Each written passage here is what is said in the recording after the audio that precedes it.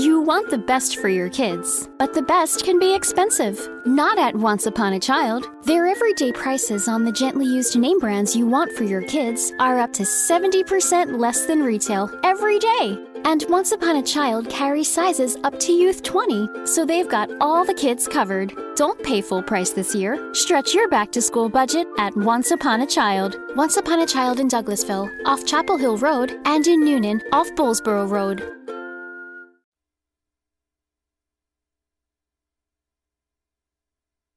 WQEE 99.1 FM The Key, home of Southern Sports and Talk. Noonan, Sharpsburg, Franklin. The Baxters have a new first book. From #1 New York Times best-selling novelist Karen Kingsbury, author of life-changing fiction, comes The Baxters, a prequel. The heart-pounding story of Carrie Baxter's wedding, amidst family tension and the worst storm Bloomington, Indiana has seen in a decade. The Baxters, by America's favorite inspirational storyteller, Karen Kingsbury. Visit KarenKingsbury.com for more information. The Baxters, available now wherever books are sold. This is Margie from Connecting Hearts Network.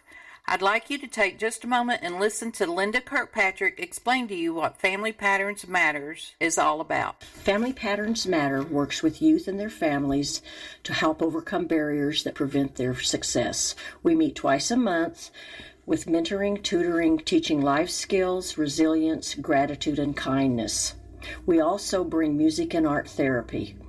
Please visit our website at www.familypatternsmatter.org. The House of Light brings clarity to your soul, offering a safe space for healing through our compassionate practitioners, services, classes, and wisdom, plus the tools to support you in our retail space. In the market for either buying or selling your home, City First Mortgage Service, LLC is the first place for all your needs. Branch Manager John P. Lewis and his staff can serve you with a smile and professional courtesy. Serving Georgia, Alabama, Florida, 770-598-0860. John P. Lewis, City First Mortgage Service, LLC. We place you first. Hank Arnold here from Coweta Force. Coweta Force is Noonan's own addiction recovery support center. We exist to provide recovery support services for individuals and family members who have been impacted by addiction. Our services are no cost, and all of our information is available on our website at www.cowetaforce.org or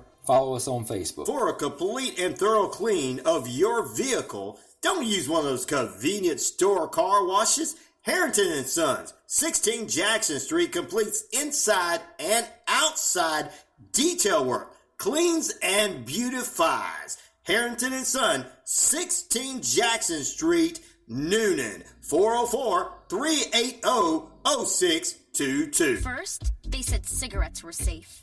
We know how that turned out. Now, they say they didn't market e-cigarettes to teens? Fact, more than 1 in 4 high school students are vaping, and 80% say their first e-cigarette was flavored. Vaping is harmful to developing brains. The reason we think vaping is safe? Marketing.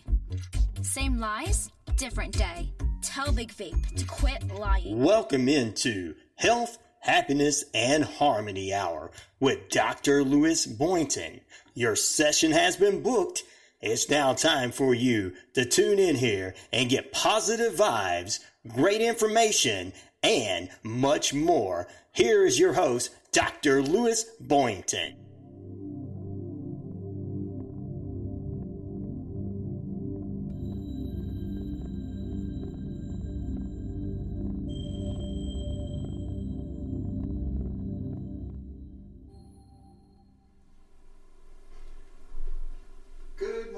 Thanks for joining us here at Health, Happiness, and Harmony, the show in which we talk about positive psychology, we talk about hot topics related to the issue, and we talk about a lot of things over and over again because I just feel they're important. And if you ever go to see a therapist, you'll notice they repeat things a lot to remind you of particular things that we include in a thing we call our treatment plan. So for today, I'm going to be talking about empathy. It's a topic I talk about a lot. We always, in the profession of counseling, we try to teach people how to have what we call secondary empathy, and And we feel and believe, most of us, that human beings are built with this thing called a primary empathy. Let me just flesh that out and just remind people what empathy actually is, because I hear that word a lot in my profession, but many people may not hear that at all. Never heard the word empathy and what it means, and it's part of what I call the human experience, the better side of human experience. It's the ability to understand and kind of step into another person's reality, to understand what they're going through, to have kind of a similar experience and relate to them. It's not sympathy where you feel sorry for somebody who's going through something worse than you. Empathy is like a real connecting point. It's essential in human relationships. Most people experience empathy with their children because they remember when they were little kids and people told them what to do. Parents remember that sometimes it's scary and dangerous being a kid, so they support and care for their kids. Sometimes parents will do the hard thing and punish their kids not because they want to hurt them, but because they want to teach them, and it's because maybe they were never taught themselves. That's the thing that we struggle with as parents. There's lots of books, but every person is different, and not every child is the same as you. It's kind of understandable because, two different people combined together, it's possible they can be different. So, empathy is this idea of being able to understand what the other person is going through. Most friends experience it, when one of their friends has a heartbreak, or friends experiences when one of their friends is going through a difficult time, People will talk to each other about their own experience and share, oh yeah, I had that happen to me and this is what I did. That's part of empathy. Human beings are physically built for it. We've made some discoveries, and we still have so many more discoveries to make about the mind, right? We really know minimal about how we create and produce reality. Isn't that strange, right? To think about it, we live in this reality all day long, but we really don't have a ton of information. We're working on it, and more as I speak, papers are coming out about these cool new things in the world that are being developed by neuroscientists, cognitive scientists, and these other dudes that I really like to hang out with because they're a little bit hippie-ish. They're called phenomenologists, but they study consciousness together. There's some great interdisciplinary teams right now working to solve this. And actually, physics, in the field of experimental physics, they're working on a mathematical computation that will help us to understand consciousness in a better way. Isn't that incredible? They're working on a reality algorithm. That's really weird, And of course, with all of our genetic research, we're working on seeing where and how we develop the ability to see the reality around us, comprehend it, and make sense of it. That's the hard part. You would be amazed at how much input you get into this small, tiny little portion of your brain called the thalamus. The thalamus routes energy and stimulus from central sensory inputs and distributes it where it needs to go around the brain for processing. It works at 128 bits per second. Yes, I said bits, not megabits, gigabits, terabits. What's that big giant bit they got now? Is it like zotobits or something? I don't know. But it's like there's like terabytes now. There's probably a category above terabytes that's like 1,000 terabytes, But we have so much data and input coming at us. Sometimes we don't realize that we have to practice the fundamentals of humanness and being in order to have a life that's of quality or a life that we enjoy. And I keep reminding people I think I say it on every show, the goal of life is to have a really good life, to enjoy it to the fullest of your ability, to embrace things that happen, learn from them and survive them, and get help when you need it. Treat yourself as you wish to treat others. That's the fundamental understanding of compassion. As a matter of fact, it says love, which is a bigger thing than treat. and understand how you can love others. You've got to be able to love yourself and see yourself, and then be able to connect and share with others. And I know, we're all struggling to do that because the world doesn't feel as safe as it used to be. Sorry, I said it out loud. I know everyone's thinking it. Mm-hmm. When you step out the door, you wonder sometimes, what's it going to be like out there? Who am I going to see? Where are all my friends at? What are they doing? Maybe I should send them a text. I have some new friends that are halfway across the world, and I can only contact them in the beginning of my day because of the time difference. So, wondering if they're safe and okay, seeing where they're at, what country they're in, where they're going, When you can feel and gain a sense of empathy with a person, it kind of connects you to them. It makes you feel closer to them. It invites you into their experience, which sometimes is a little bit, costs you a little bit because you gotta, maybe if they're having a sad experience, you gotta remember a sad experience and share that with them. I know empathy is often shared in grieving amongst family. Empathy is often shared amongst friends when they have loss. Empathy is often shared amongst colleagues, when things don't work out or people get fired. We often have these empathetic moments in our life, but how can we use it to enhance the way we live? And this is where it gets kind of cool for my job because I get to do empathy all day long, so I actually have an opportunity to be kind, compassionate, and empathetic all day long. It's part of my work, It's one of the reasons why I felt my profession needed some, a little bit of skill building in the field of empathy, because quite often scientists kind of do this thing where they call it objectivity, which means they make themselves, kind of separate from the person so they can analyze whatever's going on. Doctors quite often, surgeons do this a lot so they can actually do their job. They have to objectify the incision. They have to objectify the part they're taking out. They have to objectify the thing that they're making correct. They use this thing called a mechanistic, materialistic approach. It's also very reductionistic, which most science is, trying to reduce a really complicated thing into a simpler thing that's explainable to everybody. But in empathy, you have to be more what's called subjective, experiential.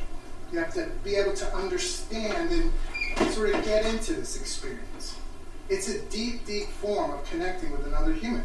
Some would say it's part of compassion. As a matter of fact, I have Karen Armstrong's 12 steps to a compassionate life open, because I was looking at some of the things she had written about empathy in her chapter on empathy, which I think is the 4th step. For those of you in Alcoholics Anonymous, the 4th step is the hardest step. So just for the reminder of you out there, fearless moral inventory is the 4th step in AA. To be compassionate, it's learning how to have empathy in your life. She uses this really great story, great example from the life of Buddha. Now, Buddha has the myth of his birth. When he was born, the Buddha was fully conscious. As he walked, he was able to fully speak at birth. When he walked, each step, a lotus blossom would bloom in each one of his steps. This is the myth of Buddha. Buddha lived to about 26 years old. When he was kept in a confined, beautiful, just sort of wealthy, preserved environment. His father put him in this sort of secure castle and palace and kept him surrounded with beautiful people and beautiful things. He didn't want him ever to know suffering. It was his father's wish and love for his child that he didn't want him to know any type of human suffering. In the meantime, outside of this artificial world, there was suffering going on. The Buddha actually discovered this by accident. He discovered suffering.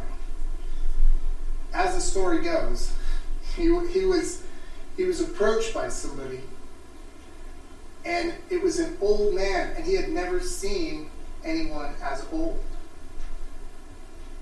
He didn't understand that people could age because his environment had been so confined. He had never seen old age. He had never seen suffering. He had never seen death.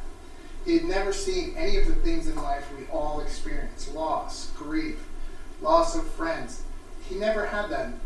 And at 26 years old, he discovered that people actually suffer.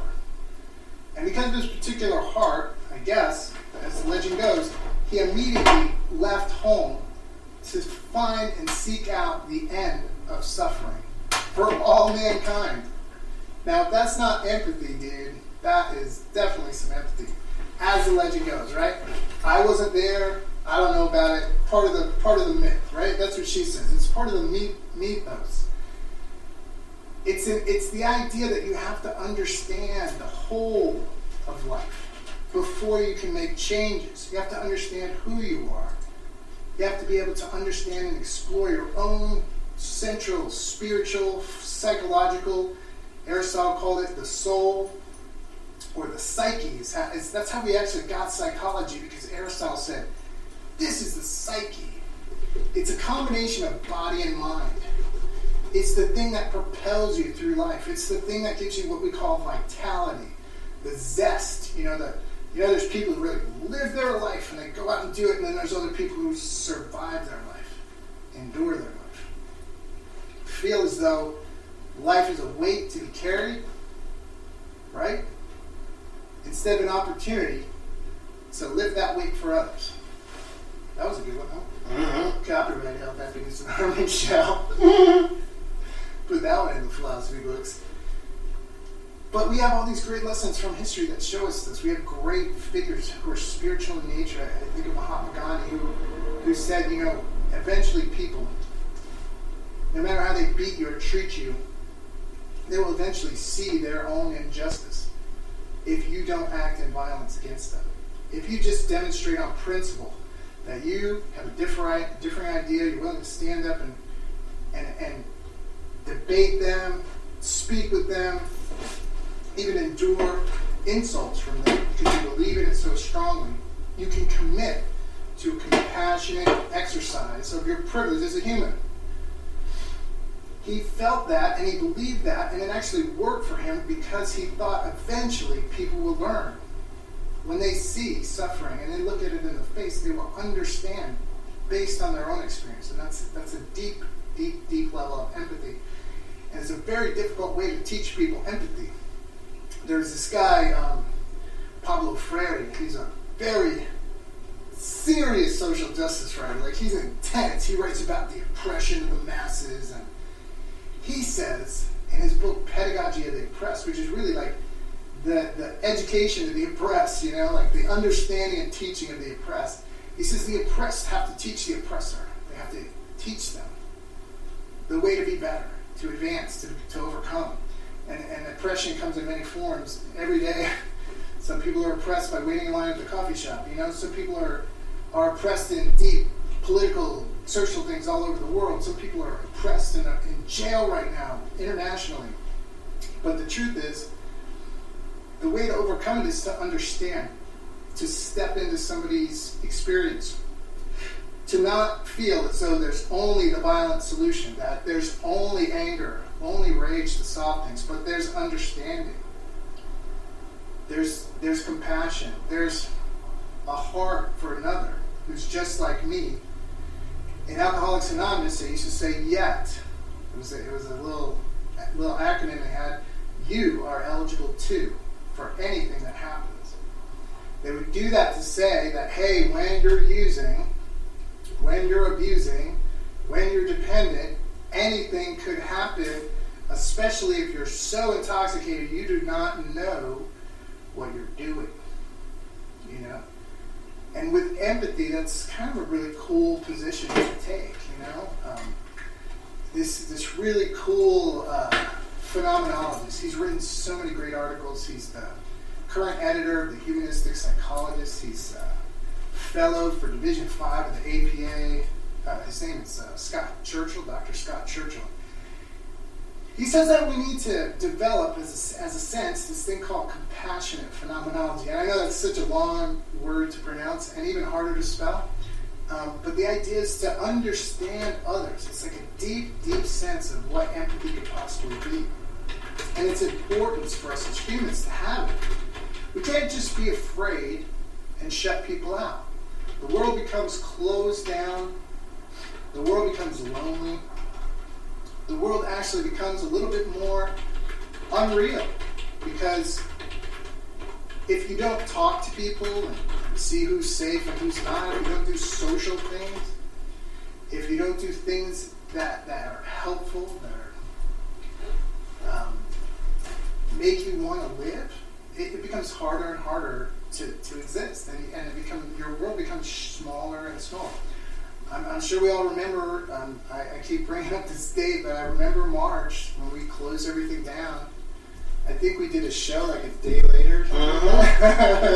We did a show, and the energy in the air was really strange. There was like nobody on the streets, and everything was shut down, and everybody was a little nervous about their stuff. And of course, I was an essential worker, so I was trying to do all my telehealth stuff, and I just felt it was important that we get on the air and talk about this, and talk about it in a way that we could share the experience with each other, that we could find empathy in each other's experience. You know, even listening to stories and listening to voices can help you feel that there's somebody out there that understands what I'm going through.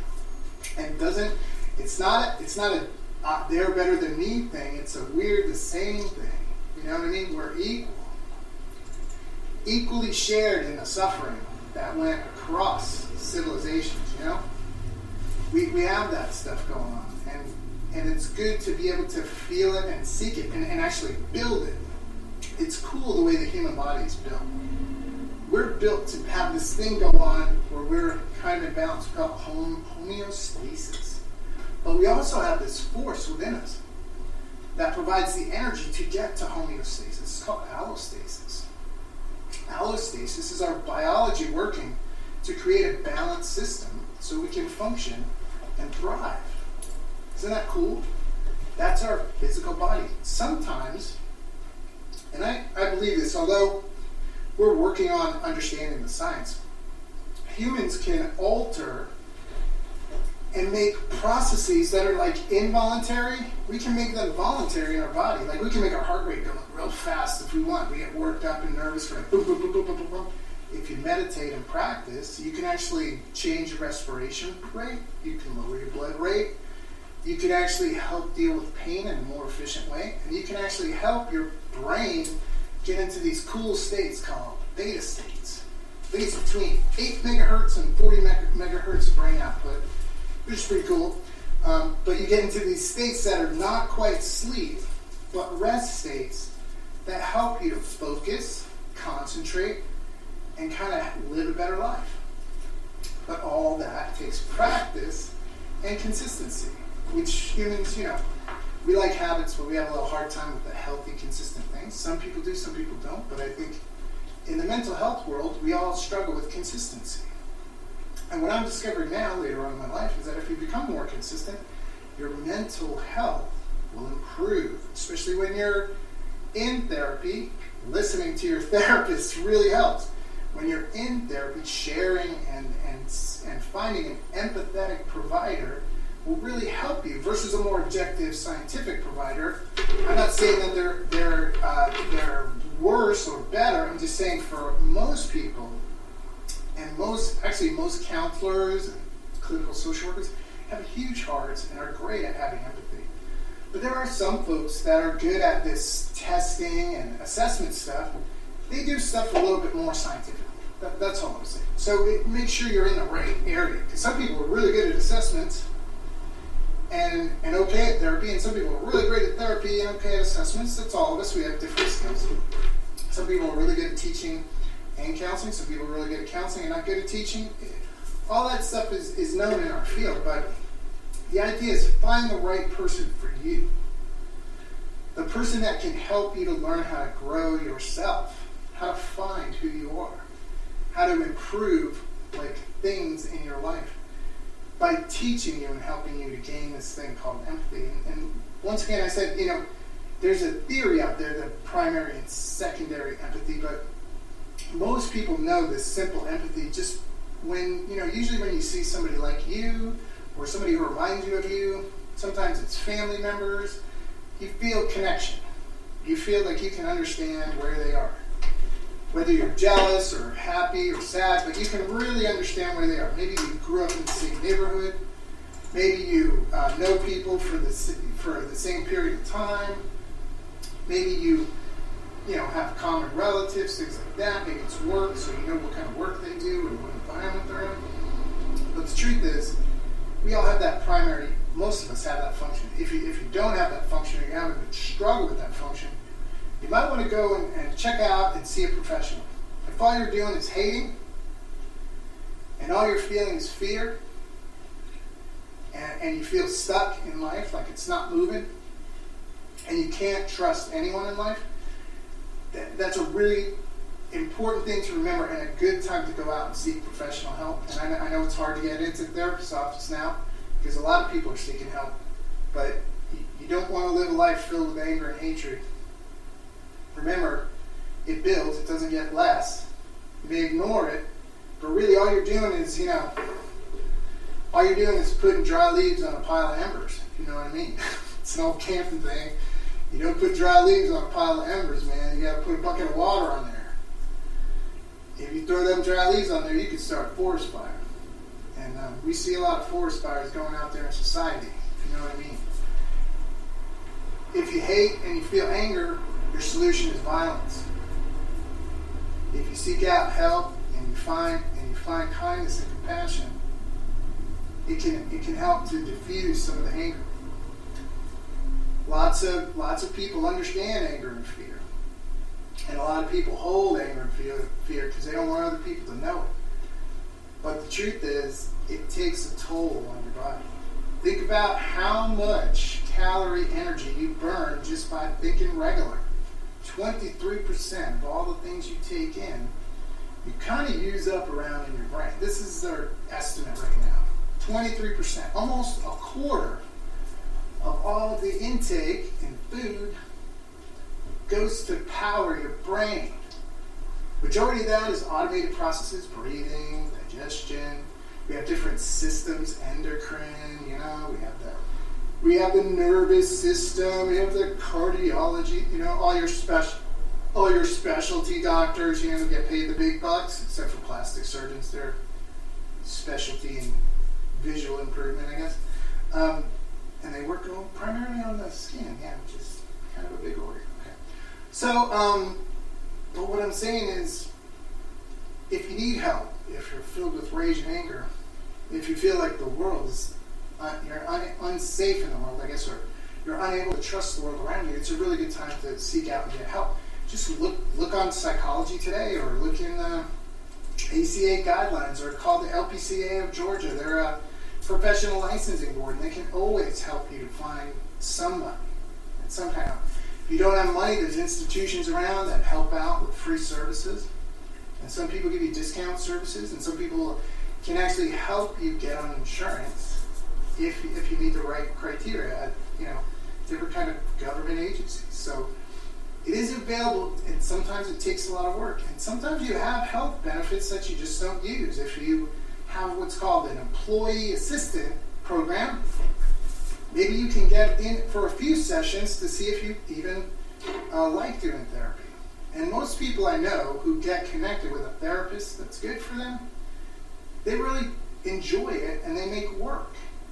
They make work for themselves to improve their lives, their mental life. I know it's, I really like to use the word well-being, because it's not only just the way you think, it's the way you act towards others. It's the way you process your emotions. It's the things that you build in life to help you to get through things. We call those coping skills or coping mechanisms. I hate that word. We really should call them, life enhancement abilities, Or I love the word virtues, because virtues are like the positive practices we have that help us to get through life. And empathy is part of that. Some people would say empathy itself is a virtue. the ability to connect with people, to forgive people, to let go of things about people, to love people in this way.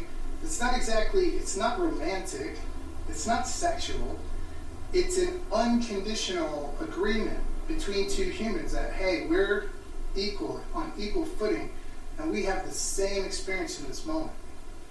This deep connection in this experience. I'm going to take a chance and try to understand you in a deep way. I trust that you're going to, believe me, and then we're going to figure out how to get you through this, how to get you around this, how to get you to do this thing called memory reconsolidation, where we disconnect an emotion from a deeply emotional situation, and we reconfigure the memory so it's not so traumatic the next time. That's it. That's hard to do. You can't do it with a single empathetic interaction, but you can start the process by demonstrating that there is caring in the world. There is safety in the world. I'm not going to tell you, suck it up, grab yourself up by your bootstraps and go. I'm going to say, I've been there. I've heard that. I know all about that. It is hard, or it is great, but I'm going to join you for a moment in that and say, you and I are human together. We exist, we're good, it's safe, you belong, and the most important thing, you matter. You matter. That's the thing that people are missing. They don't feel they're of consequence. They don't feel as important as they could be. They don't feel like they have a place in the world. I got a friend that writes a lot about this. This happens too to our soldiers when they come home from war. This happens too when our soldiers come back from anything, even deployment, even exercises. They're trained in a different way, they see the world a different way, they come back, they don't feel as though they're fit. When they're done with their service, they don't feel as though they matter. It's the hardest thing to overcome, but through empathy and relationships, this can be overcome. You can find a place, and you can reconfigure yourself to see the world in which you do matter, and then create it in your life. How about that? You can create a life that you enjoy. You can create a life where you're safe, where you belong, where you matter, where you're part of your community. If you want to do good things, fine, do good things. If you want to be a private person, be a private person. But if people need help and they reach out to you, be available.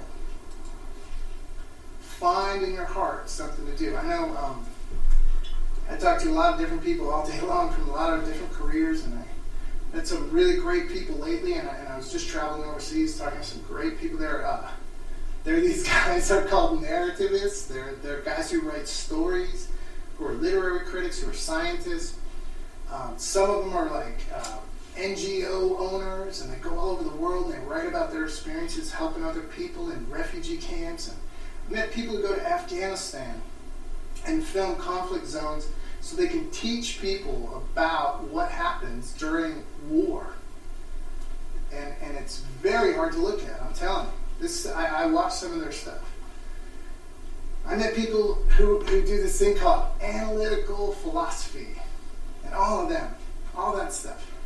And I went over there and presented on narratives of health, happiness, and harmony. Isn't that funny? I talked about the show. I talked about what is possible by doing good work and creating positive media and things like that. And it went over pretty well.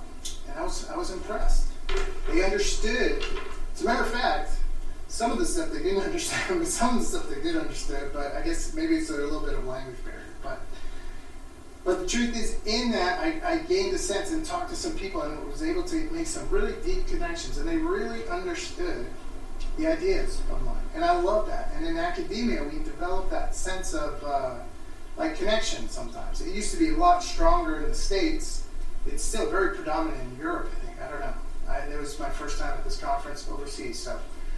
But the idea is it's very similar to this empathy. It's like a collegial, mentor-mentoree, when you talk to students who are going through something that you're going through. I met this really brilliant young guy who's doing this incredible work with machine learning and trying to re-understand different ways people do different things in their lives and stuff.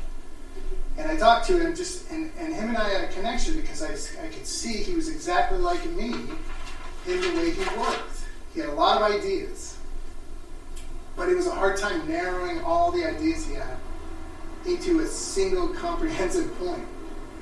And we discussed how each one of us does it. This is just a specific little linkage, and in that discussion we had this secondary empathy.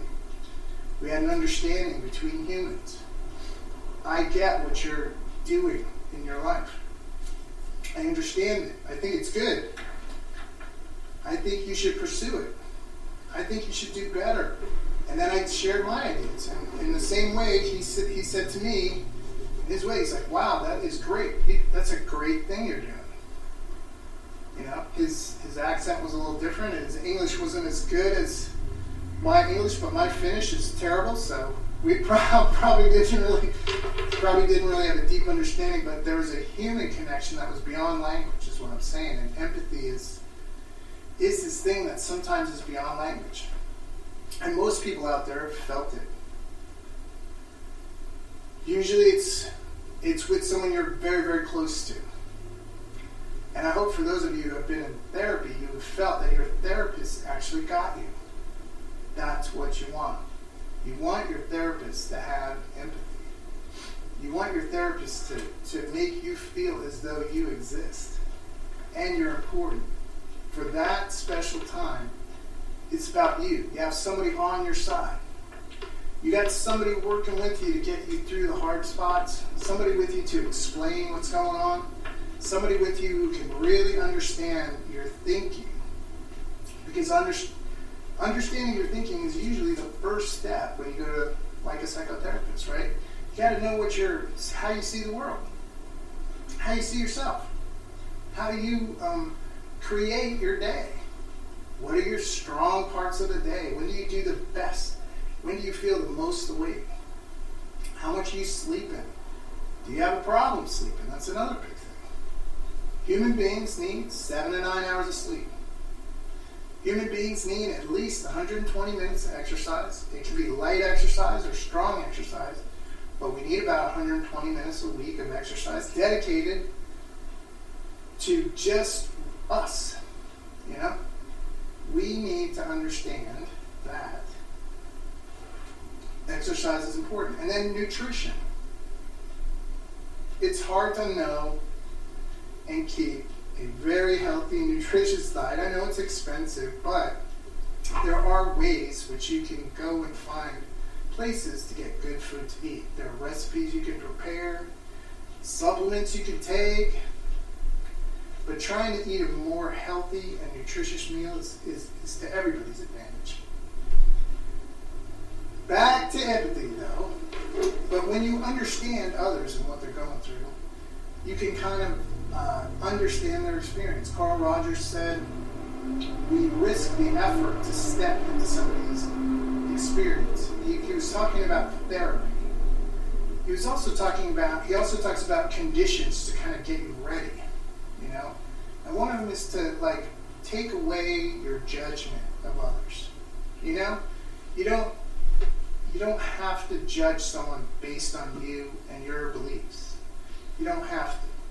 I understand the world today, lots of stuff on media says, beware if somebody doesn't think like you. Beware if somebody doesn't look like you. Beware if somebody doesn't believe the same things you do. Beware of somebody who doesn't. But you have to remember, we all are on the same spinning rock. We all exist in the same air. If you look at us biologically, at the atomic level, we're all interconnected anyway, you know? Reminds me of a funny movie called I Heart the Huckabees. If anybody's ever seen that, it is hilarious. And Dustin Hoffman does this explanation of interconnectedness using a blanket. It's fantastic. You never get to watch it, but he basically says we're all interconnected. He goes, we're all the blanket. And over here is the Eiffel Tower. Over here is you. Over here is the cosmos. Over here is the universe. But he basically does this really funny routine on being interconnected, and I Heart the Huckabees. It's so great. You want to check it out if you can. But the idea is that if we act more connected to our world, if we create more safety and belonging in our world, if we have more empathy to others, and we look for nonviolent solutions versus violence, if we look for love instead of hate, if we look for peace instead of war, maybe we can achieve that. We've had long periods in our histories that after conflicts and big uproars and big events that we've come together and created things. Like we had a movement called the Enlightenment. Does anyone remember that? Pretty big. Renaissance, all that stuff. The Enlightenment actually produced the thinkers and the philosophies that helped us to write our Constitution and helped us to form our nation. Thomas Jefferson read Plato, Socrates. He read Thomas Aquinas, Thomas More. They read things about religion and spirituality. They composed things from philosophy. They believed in the importance of an educated mind and the importance of life, liberty, and the pursuit of happiness. What? In America? No. When do you retire? Not anymore. The pursuit of happiness. We are entitled to. That's what the show's about. The pursuit of happiness without costing others their happiness. Sorry, I had to put in the addendum. It's not about doing what you want when you want. Dadgummit. Sorry. I said it out loud again, man. Sorry, but that's what people think freedom is. Thomas Merton, a great philosopher and one of the great 19th century authors on meditation, contemplation, one of the most influential monks who couldn't even talk because he was a Trappist monk who just would write to people. He would write these incredible letters to people. I guess because he wanted to talk. I think he wanted to talk, but he said that freedom is not like fireworks to be shot off in the air. Freedom is the ability to know and be free within your own life without harming others. Jean-Paul Sartre re-emphasized that again in a different way. But he says we are crushed by freedom because now we're responsible for the life we lead. Now we're responsible for the existence that we can determine. Brutal. He was brutal because you think about it, dang, Sartre. You're right. You're right for a funny little Frenchman. We're wanting to have everything we want, which is our id. But our ego says you can't have everything you want because you will not be liked by others. It's our ability to balance the two, to have happiness within the life that gives us meaning and purpose, to push us through, to have the ability to have this deep and abiding love and relationships, to connect with other humans, to be able to understand when someone's sad because I know sadness, to understand somebody's joy because I've felt that privilege of joy. I've felt what it is to be fully immersed in the embrace of life. How about that one? Fully immersed in the embrace of life, living life to the fullest. There are moments in life where you feel like everything's going to be okay. When you can clearly see that things in the next few moments are good, and that your past has led you to these next few moments, and you can see clear a path out of whatever. I like to call that flourishing, but it happens for humans all the time. Do you notice? Do you keep score? Do you add good things? Or do you only add bad things? That's the part of the human brain we've got to overcome. We've got to count the good things twice and the bad things less than that. Because the truth is, if you pay attention to life, you have way more good things than bad things. Bad things just scare us more. Bad things set up automated processes and emotions in our heart, in our brains, even in our circulation. Anxiety causes things, stress causes things, depression causes things. But there's help available. There's people out there that you can see that can help you if it's too much for you to handle on your own. And it doesn't have to be a professional, but it could be a professional if you can't get help through friends and spiritual advisors and church. I think a professional is the next phase. There's no shame in mental health. As a matter of fact, I think it's strength, it's courage to say, hey man, I'm going to get the best help for myself possible. As a matter of fact, I care about who I am. I care about my life. I want my life to be complete and full and filled with meaning and passion and all these things in life that I deserve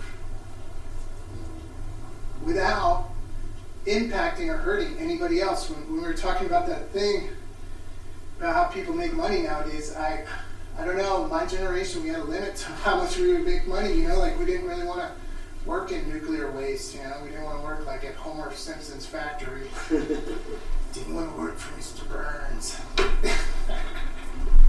We don't want to work in places that would, you know, cause harm to others. As a matter of fact, if you are a Buddhist philosopher, he has this thing called the Eightfold Path, but one of the conditions is the right life, the right speech. These are things that you talk about, like living a life in which you add to the world, not take away from it. And I know that's a little bit idealistic, right? Because, you know, sometimes we got to clock in at the nuclear power plant to chink, and we got to, you know, make the warhead, but not for most of us. And you have a choice sometimes to pick a destination. I think we can find some inspiration, you know, as we connect with people, because we can share their experience, like sharing ideas about jobs and sharing ideas about industry. And the reason why I love hanging out with academics is because, you know, I've been in that field for a little bit, but not for a long period of time. But a lot of academics, we can share things that we ideas that are just big ideas, you know, and we all get excited, and then we just are like, well, we're never going to get the funding for that. But the cool thing is, every once in a while, you could share an idea, and then you can create a project, and you can see that project all the way to the end. And that's why I like hanging out with academics, because our projects are usually writing, creating theories, putting ideas together, testing them out using a scientific method, understanding that there are new methods coming out every day, new research. I think I've been looking at this thing called immersion therapy, which is to create meditative states for people so they're ready to come into therapy so we can connect quicker, right? Teaching people how to do biofeedback and neurofeedback, and creating environments for that to happen, so it's way more, I guess, emotionally and mentally preparatory for a psychotherapy session. So that's an idea I just got from a conference. It sounds sciencey, but the truth is, it's calming you down before you get into a therapy room. It's offering you some education before you get ready to do your next session. It's a new behavioral way, using neuroscience and neuroscience theories to understand and study the human perspective. It's a different way to do things, basically. But once again, I digress. I got way off topic there. But let's just say that it begins with an idea and an understanding that we all share the planet. We all need to be connected in a better way, not in a bitter way, but a better way. Maybe look for non-violent solutions before violent solutions. Maybe try to take these involuntary reactions to stress and anxiety and just calm them down a bit so we can feel a little more open in the world, you know? I know during COVID, I had this felt like I had this invisible barrier and a 6-foot distance I had to maintain with everybody, and a limited touch because of, you know, the spread of whatever. Whether you believe it or not, I think everybody was doing that. Some people would not do it out of spite, but most of those people got sick. At least everybody I met did. So it doesn't matter, whatever it is. But I found that I had a little bit less of a tendency. It happened to me also when I worked in psychiatric hospitals. My boundaries got very, very rigid. My life itself became smaller. And as I guess I got better, and felt better by talking to my own set of professionals, because I believe all therapists need a therapist or colleagues that they do this thing called therapy with. No. or colleagues that they talk and do consultations with, or supervisors, mentors, people that are in their lives. I think everybody should have a network of support in their lives. If you don't, today's your day to build. And we do that by connecting with others. We do that with the primary empathy. And as we get into the relationship, we develop a deeper understanding where we can relate a specific thing a person's going through to something that we've gone through. And we can feel the similar kind of emotional granularity, the similar frequencies and kind of ups and downs of the emotional process in that experience. That sounds really complicated, but guess what? We're built to do that. Anybody who's in the helping profession, in the medical field, listening, we're built to do that. We do that every day. Sometimes we'll do a little extra for somebody who's nice to us, who we're connected with, versus somebody who's mean to us and yelling at us. Sometimes we'll add extra responsibility to ourselves to help people because we have such a deep connection for population of people that we work with. Sometimes our empathy will turn into compassion, and it will push us into a direction we never thought we'd go into. But for us professionals, we use empathy as a skill, but also as a way to connect and reach people so that we can say, hey, you need to work on sort of this thing. You don't really process your emotions. You kind of box them up and hold them. You got to work on letting go of stuff. Hey, I noticed when we talked, I could feel it in you. You're stuck somewhere in there. Let's get that roadblock out of the way so you can live your life to the very best. You know? And the goal here, once again, is to have more health, happiness, and harmony in your life. And you can do that beginning with the practice of empathy. And I'm going to end it right there because that was a good ending, right? That was a good one. Mm-hmm. That was a good one. Not usually my sloppy get off the air one, but we'll see you next time here at 99.1 WQEE, the place where happiness comes to live. And we'll see you guys next time.